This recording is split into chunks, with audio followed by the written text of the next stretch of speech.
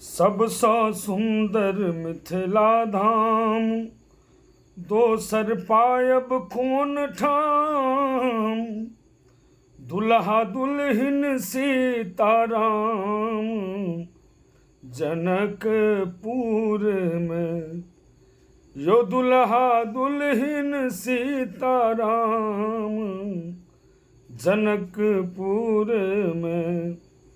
नमस्कार प्रणाम सब गोटे के, जय मिथिला जय मैथिली। और अपने सबके सूचित कर रहल छी जे 23/8/2025 को आबि रहल छी हम सब खरथुआ दरभंगा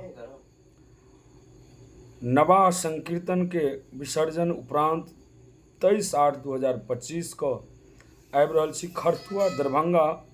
अपने समस्त श्रोतागण से आग्रह जे जरूर आबी, गीत संगीत संग भाव नृत्य के कार्यक्रम जरूर अपने सब देखी।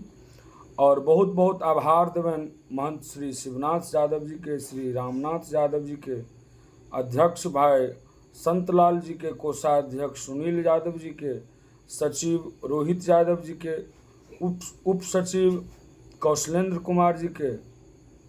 बहुत बहुत आभार सब गोटे के जे अपने सब एतेक सुंदर आयोजन में हमरा सबके बजा रहल छी। नज़दीक में रहनिहार सब श्रोता से आग्रह जरूर पहुँची। जय मिथिला जय मैथिली जय माँ जानकी।